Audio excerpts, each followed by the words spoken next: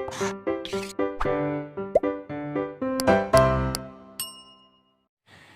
बच्चों, blueprint digital में आपका स्वागत है। बच्चों, हम बात कर रहे थे निर्देशांक ज्यामिति के बारे में। हम इसमें कई लेक्चर पढ़ चुके हैं, जिसमें हमने अगर हमारे पास दो बिंदु है और उनको मिलाकर एक लाइन खींची गई है तो उसके बीच की जो दूरी है वो निकाल सकते हैं। इसके अलावा हमने इसमें विभाजन सूत्र पढ़ा कि अंत विभाजन होता है तो हम निर्देशांक कैसे निकालेंगे, वायु विभाजन होता है तो निर्देशांक कैसे निकालेंगे। आज हम बात करेंगे कि अगर हमारे पास कोई त्रिभुज है और उसके निर्देशांक दिए हुए हैं तो उसका हम क्षेत्रफल कैसे निकालेंगे। इस पूरे चैप्टर में बच्चों हम निर्देशांक के बारे में ही पढ़ रहे हैं, ठीक है। तो मान लेते हैं कि मेरे पास एक ही त्रिभुज है, त्रिभुज ए बी सी। त्रिभुज ए का जो निर्देशांक है वो है x1 y1, बी के x2 y2 और सी का है x3 y3।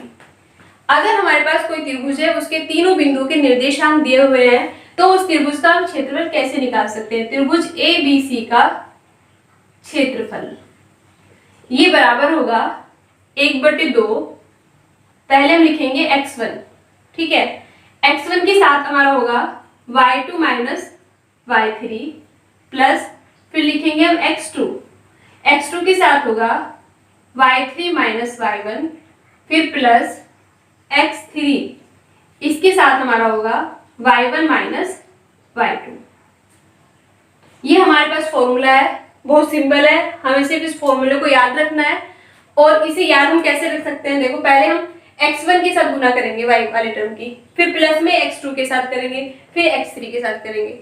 अब जब यहाँ पे हमने x1 लिया है, ठीक है, तो y में हमने 1 वाली टर्म नहीं ली है, y2 है और y3 है, उन दोनों का डिफरेंस है। फिर जब हमने x2 लिया है यहाँ पे तो हमने y2 नहीं लिया है, y3 लिया है, y1 लिया है। और जब हमने x3 लिया है तो हमने फिर y3 नहीं लिया, y1 और y2 लिया है, ठीक है। तो ये फॉर्मूला है, इस फॉर्मूले से आप क्या करेंगे, त्रिभुज का क्षेत्रफल निकाल सकते हैं।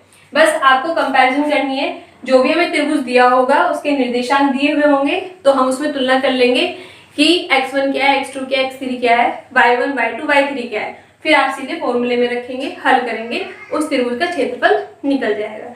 इसमें एक और कंडीशन है, वो क्या है, संरेख होने की, कोलिनियर होने की। ये हमने पहले भी इसके बारे में बात की थी, ठीक है। अब उसमें संरेख होने के लिए हमने क्या करा, डिस्टेंस फॉर्मूला निकाला था, जो दूरी वाला जो हमारा फॉर्मूला था उससे निकाला था कि तीन बिंदु संरेख कब होंगे, कि जब a b plus b c बराबर ए सी के होंगे। इसको प्लस इसको करा हमने और ये इसके बराबर होगा तो ये एक ही संरेख होंगे। अब त्रिभुज में हम संरेख कैसे निकाल सकते हैं, तो भी त्रिभुज में ये हमारे पास त्रिभुज है, वो कह रहा है कि ये जो त्रिभुज है मतलब हमारे पास एक लाइन है उसमें 3 पॉइंट है, वो संरेख कब होंगे त्रिभुज को लेके। अगर हम त्रिभुज के ये जो हमारा एरिया है, क्षेत्रफल है, इसे 0 दिखा दें तो वो संरेख होगा। मतलब भाई ये त्रिभुज की लाइन धीरे धीरे कहाँ आ गई है, ये ऐसे आ गई है, फिर ऐसे आ गई, फिर इसी लाइन पे मिल गई है, यानी कि ये जो इसका तीसरा पॉइंट था ये भी यहाँ आ गया है। तो जब ये यहाँ आ गया तो इसका जो क्षेत्रफल था, जो ये घिरा हुआ क्षेत्रफल था, ये तो खत्म हो गया है। अब तीनों पॉइंट एक जगह मिल गए तो इसीलिए क्या हो गया है, संरेख हो गया, कोलिनियर हो गया। तो कोलिनियर होने की कंडीशन क्या है, जब त्रिभुज का क्षेत्रफल क्या हो जाएगा, 0 हो जाएगा।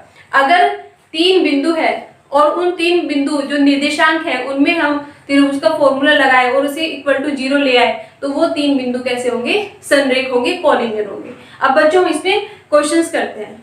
बच्चों हमें एक त्रिभुज दिया हुआ है जिसके तीनों बिंदुओं के निर्देशांक दिए हुए हैं हमें ए बी और सी। इससे जो त्रिभुज बना है उसका हमें क्षेत्रफल निकालना है, ठीक है। हमारे पास ये क्या है, त्रिभुज है, इसमें ए के निर्देशांक हमें दिए है 5 और 2, यानी कि ये हमारा x1 है और ये y1 है। बी के दिए हैं हमें 4 और 7, ये x2 है और ये y2 है। सी के दिए हैं हमें 7 और -4, ये x3 है और ये y3 है। बहुत सिंपल है, बस त्रिभुज का क्षेत्रफल, आपको इसका फॉर्मूला याद होना चाहिए। वो क्या होता है, 1/2 x1, ठीक है, गुना y2 माइनस y3 फिर प्लस x2 गुना y3 माइनस y1 फिर प्लस x3 गुना y1 माइनस y2। अब आप इसमें क्या करेंगे, मान रख देंगे, वैल्यूज रख देंगे। तो 1/2 x1 क्या है हमारे पास 5, और गुना y2 है 7, माइनस y3 -4 है तो माइनस माइनस प्लस, फिर प्लस x2 है मेरे पास 4, और y3 है -4 माइनस y1 मतलब 2, प्लस x3 है हमारे पास 7, ठीक है इसे यहाँ लिख देते हैं, x3 हमारे पास 7 है, और y1 है हमारे पास 2, और माइनस y2 है हमारे पास 7। बस इसे हमें क्या करना है, हल करना है। 1/2 5 गुना 7 और 4 11, प्लस 4 गुना में -6, प्लस 7 और गुना में -5। 1/2 ये हो गया 55 माइनस 24 और 35। 1/2 ये हो गया गुना में 55 और माइनस 9 59। ठीक है, अब आप क्या करेंगे, 59 से 55 गया तो बचा आपके पास माइनस का 4/2 यानी कि माइनस का 2। तो इसका जो एरिया आ गया वो माइनस का 2 आ गया है। लेकिन एरिया कभी भी माइनस में नहीं होता है, तो अगर आपके पास कुछ ऐसा माइनस में निकल के आए तो आप माइनस साइन उसमें से हमेशा हटा देते हैं। तो जो एरिया आएगा वो 2, जो भी यूनिट होगी इकाई स्क्वायर, या आप लिख सकते हैं इसे वर्ग इकाई, ये इसका क्षेत्रफल होगा। बच्चों इस क्वेश्चन में हमें के का मान निकालना है। के किस मान के लिए निम्न बिंदु संरेखीय है। ये हमें 3 बिंदु दिए हुए हैं और ये बताया हुआ है कि ये संरेखीय है, लेकिन हमें क्या बताना है, के का मान बताना है। हमने एक कंडीशन पढ़ी थी अभी कि अगर वो 3 बिंदु संरेखीय है तो जो उनका जो क्षेत्रफल होगा वो क्या होगा, 0 के बराबर होगा। और अभी हमने एक फॉर्मूला पढ़ा है कि त्रिभुज का जो फॉर्मूला होता है जिसमें 3 बिंदुओं के निर्देशांक दिए हुए हैं वो क्या होता है। तो हम इसमें वही फॉर्मूला लगाएंगे और 0 के बराबर से लिख देंगे और के का मान निकाल लेंगे। ठीक है, तो देखो इसमें ये x1 है, ये y1, x2 ये y2, x3 और ये y3। अब त्रिभुज का जो क्षेत्रफल है इसका फॉर्मूला क्या है, 1/2 x1 गुना y2 minus y3 plus x2 गुना y3 minus y1 plus x3 गुना y1 माइनस y2। संरेखीय होने के लिए ये 0 होगा। अब हमें इसमें मान रखने हैं सिर्फ। अब देखो ये 1/2 है, ये गुना में ये इधर जाके 0 हो जाएगा, तो इसे तो हम रहने देते हैं। x1 रखते हैं, x1 है हमारे पास 2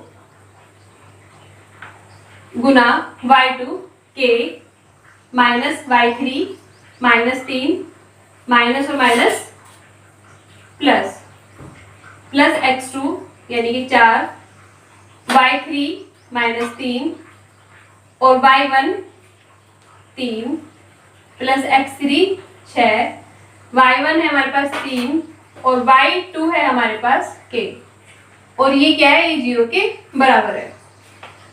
इसको अंदर गुना करेंगे, ये हो जाएगा 2k प्लस 6 प्लस 4 गुना -6 प्लस 18 माइनस 6k बराबर 0। ये हो जाएगा, ये 2k है और ये माइनस का 6k है तो ये माइनस का 4k प्लस 6, ये हो जाएगा माइनस का 24 प्लस 18 बराबर 0।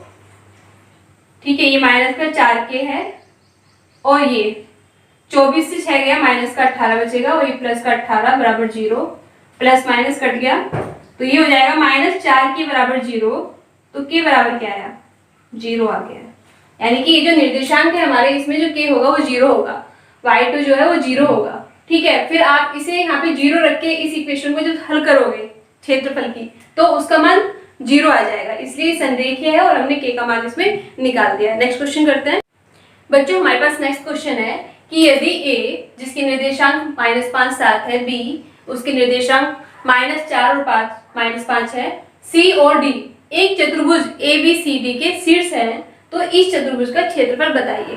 बच्चों अभी तक हमने त्रिभुज का क्षेत्रफल निकालना सीखा जिनके कि निर्देशांक दिए हुए होते हैं। अब हमें चतुर्भुज दिया है और उसके निर्देशांक दिए हैं, जिसका हमें क्या बनाना है, हमें उसका क्षेत्रफल निकालना है। ठीक है, तो सबसे पहले हम इसका डायग्राम बनाते हैं। कोई हम चतुर्भुज बना देते हैं।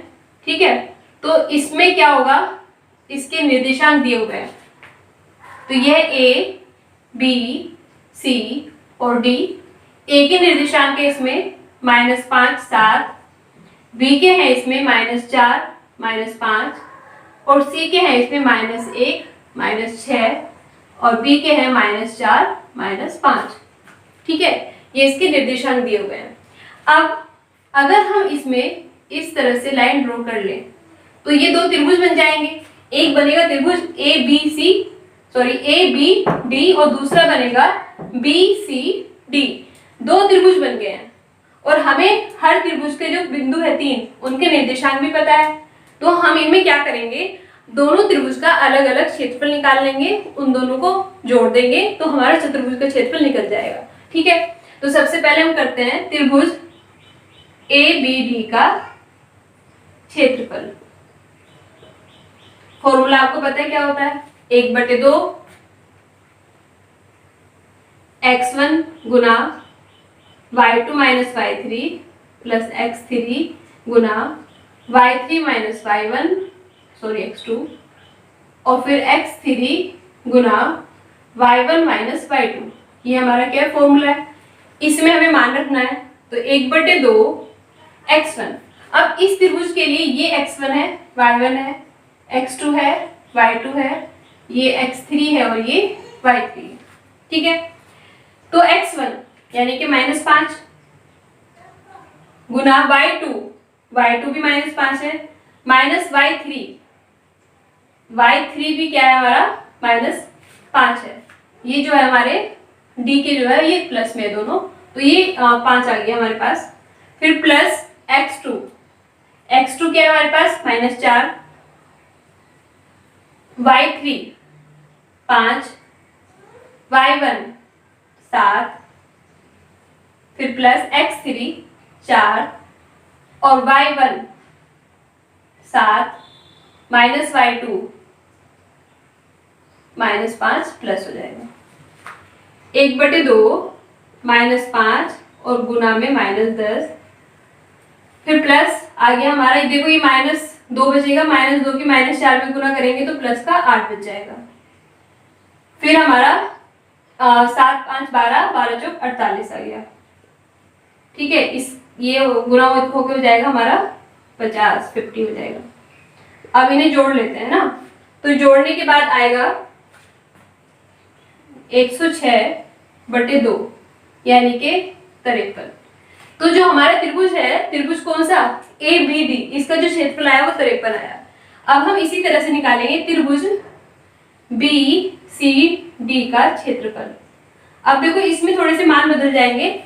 मान कैसे बदल जाएंगे, ये हमारा हो जाएगा x1 y1, ये हो जाएगा x2 y2 और ये हमारा x3 y3 रहेगा। ठीक है, तो अब हम इसमें लगाएंगे।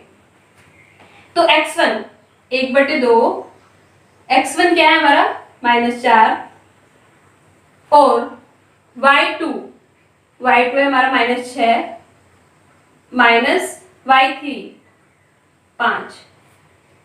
ठीक है, माइनस का 5 हो गया, प्लस x2 है हमारे पास -1 और y3 5 माइनस y1 है हमारे पास -5 यानी कि प्लस हो गया है। फिर हमारे पास है प्लस x3 मतलब 5 और y1 -5 माइनस y2 यानी कि -6 और ये माइनस प्लस हो गया, प्लस का 6 हो गया। ठीक है, हमारे मान रखे गए हैं, इसे हम हल कर लेते हैं। 1/2 ये हो जाएगा 11 माइनस की 11 किस में करेंगे तो ये हो जाएगा 44, प्लस ये हो गया 10, इसमें करेंगे तो -10, फिर प्लस ये प्लस का 1 बचेगा, 5 में गुणा करेंगे तो ये 5 हो जाएगा। ठीक है, x3 हमारे ये y3 है, x3 हमारा यहाँ पे 4 है ना, तो यहाँ पे हम बच्चों 4 करेंगे, 5 नहीं 4। x3 का मान क्या है हमारा 4 है, तो ये हो जाएगा हमारा 4। तो फिर प्लस ये प्लस का 4 है, 1 में गुणा करेंगे तो 4 आ जाएगा हमारे पास। ठीक है, बस हमें मान थोड़े ध्यान से रखने हैं, हमें इनमें कंफ्यूज नहीं होना है, इसलिए हम उसको नाम करके वहां पे मान रखेंगे। अब इसे हल कर लेते हैं। 1/2, देखो ये 44 है 4, और ये माइनस का है तो ये हो जाएगा 48, 48 से 10 गए 38 हो गया हमारा। अब 38 इसको आप भाग दोगे तो ये आ जाएगा 19। तो हमारे पास 2 एरिया निकल के आया, एक ये एक ये। तो हम लिख सकते हैं कि जो हमारे पास चतुर्भुज है, चतुर्भुज ABCD का क्षेत्रफल क्या होगा 53 + 19। ठीक है, तो ये हो जाएगा आपका 72 वर्ग इकाई। ठीक है, क्वेश्चन थोड़ा सा बड़ा था लेकिन ऐसे ही आसान था। बस इसमें हमने 2 त्रिभुज के अलग अलग क्षेत्रफल निकाले हैं। आपको क्षेत्रफल का फॉर्मूला अच्छे से याद रखना है। ठीक है, और मान आपको सही रखने हैं। अगर मान सही रखे गए तो सही आंसर आ जाएगा, नहीं तो थोड़ी सी गड़बड़ होती है ना, तो आपका आंसर फिर गलत आ जाता। तो बस आपको फॉर्मूले में रख के इसे हल करना है। इन दोनों को जोड़ दिया तो ये हमारा एक चतुर्भुज का फॉर्मूला, चतुर्भुज का क्षेत्रफल जो है वो निकल के आ गया है, जो बिल्कुल हमारा त्रिभुज के क्षेत्रफल के फॉर्मूले से ही हमने किया है। अब बच्चों हम आगे और क्वेश्चन करते हैं। बच्चों इस क्वेश्चन में हमें एक डायग्राम बना हुआ है हमारे लिए। ठीक है, क्वेश्चन भी लिखा होगा, मैं बता देती हूँ कैसे। कि इस तरह से कि एक त्रिभुज है ABC, और इसमें ये इसके जो बिंदु है हमारे DEF, ठीक है, इसको मिला के एक छोटा ट्रायंगल भी बन गया है। तो इसमें इन जो मध्य बिंदु है इनके निर्देशांक दिए हुए हैं, और हमसे त्रिभुज में ये पूछा है कि आप A, B और C के निर्देशांक निकालो। ठीक है, हमें ये निर्देशांक दिए हुए हैं और हमें A, B, C के निर्देशांक निकालने हैं। अब हम कैसे निकालेंगे, तो आपको बच्चों ध्यान रखना है। देखो अगर हम यहाँ पे देखें BEFD, तो ये क्या बन रहा है, चतुर्भुज बन रहा है। ठीक है, और इसमें हमारे पास E, F और D इन तीनों के तो निर्देशांक है, B के निर्देशांक नहीं है। मतलब जब हम बात करेंगे इस वाले चतुर्भुज की, BEFD वाले चतुर्भुज की, तो इस चतुर्भुज में हम 3 बिंदु पे हमें निर्देशांक पता है, चौथे हमें निकालने हैं। अब हमें अगर ऐसा है, हमारे पास कंडीशन है ऐसी कि भाई एक हमारे पास चतुर्भुज है तो उसमें हमें ये निर्देशांक पता है ये वाले 3 पॉइंट पे, और चौथे के निकालने, तो हम कैसे निकालते हैं। तो बच्चों हम निकालते हैं उसे ऐसे कि हमें x का निर्देशांक निकालना है। तो हम ये जो हमारे x है, मान लेते हैं ये x1 है और ये x2 है, तो हम x1 + x2 करेंगे और -x3 करेंगे। ठीक है, क्लियर है। तो ये हमारा x निर्देशांक निकल जाएगा इस बिंदु का। y का भी हम ऐसे निकालेंगे, y1 + y2 और -y3। मतलब ये जो सामने वाले इन्हें हम जोड़ देंगे, और जो हमें पॉइंट निकालना है उसके सामने वाले को हम माइनस कर देंगे। ठीक है, तो हमारे इस तरह से x और y के निर्देशांक निकल जाएंगे। तो हम बात करते हैं चतुर्भुज कौन सा BEFD में। ठीक है, बिंदु B के निर्देशांक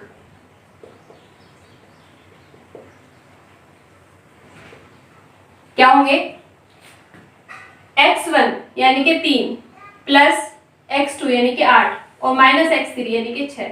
एक तो निर्देशांक ये हो गया। दूसरा क्या होगा, y1 है ना, यानी कि 4 प्लस y2 यानी कि 9 और -y3 यानी कि 7। इसे हल कर लेते हैं। ये हो जाएगा हमारा 8 और 3 11, 11 से 6 गया 5, 9 और 4 13, 13 से 7 गया, तो ये हमारे पास बच जाएगा 6। ठीक है, तो बिंदु B के जो निर्देशांक आ गए वो आ गए हमारे पास 5 और 6। अब आगे करते हैं बिंदु C के निर्देशांक। C के निर्देशांक, अब इसमें हमारा चतुर्भुज जो चेंज हो गया है ना, बदल गया। अब चतुर्भुज कौन सा हो गया हमारा, ये वाला हो गया है CEDF, है ना, CEDF,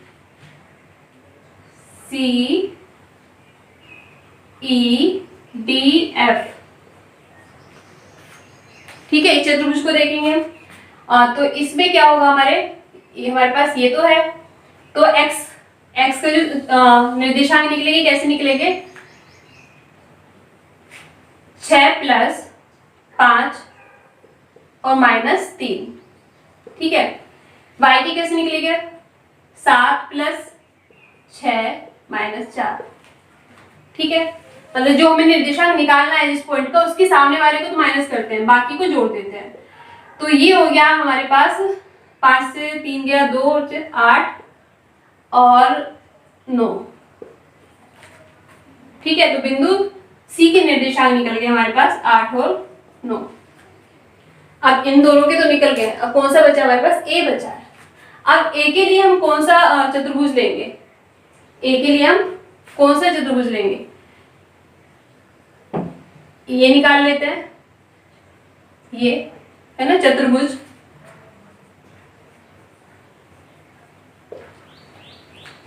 ADEF, ADEF और A के निर्देशांक,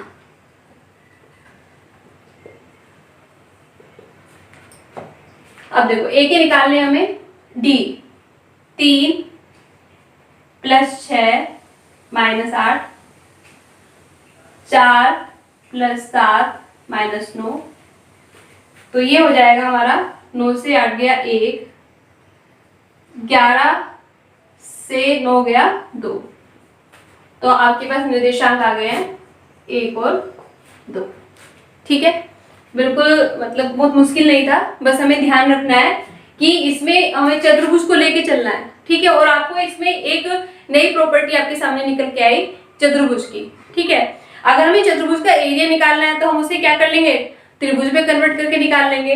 अब इसमें हमें क्या करना था, निर्देशांक निकालने थे। तो कोई भी जो मतलब हमारे पास चतुर्भुज होगा तो उसमें अगर हमारे पास 3 बिंदुओं के निर्देशांक दिए हुए हैं, चौथे के हमें निकालने हैं, तो हम कैसे निकालते हैं कि हमें x का निकालना है, तो जिस पॉइंट के निकालने हैं उसके अलावा जो बाकी के x का मान है, जैसे x1 है x2 है, इन दोनों को जोड़ेंगे और इस वाले x को माइनस कर देंगे, तो x का निर्देशांक निकल के आ जाएगा। अब y का करेंगे तो इन दोनों y को जोड़ देंगे और इस वाले y को, सामने वाले y को माइनस कर देंगे, तो यहाँ पे y का निर्देशांक निकल के आ जाएगा।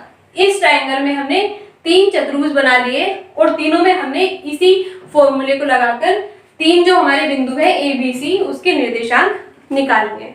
बच्चों इस चैप्टर में इतना ही है जो इसका बेसिक कॉन्सेप्ट है। बाकी आप इस चैप्टर में जितने क्वेश्चंस ट्राई करोगे आपकी प्रैक्टिस उतनी अच्छी होती चली जाएगी, ठीक है।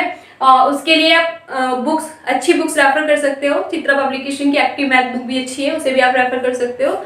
और घर पे आप अच्छे से प्रैक्टिस करना। जो भी आपके डाउट्स है वो आप कमेंट करके आप पूछ सकते हैं, जो भी आपकी क्वेरी है, जो आपको समझ में नहीं आ रहा है। और हमारे चैनल को सब्सक्राइब करें, बेल आइकन क्लिक करें ताकि आपको नोटिफिकेशन मिलते रहे।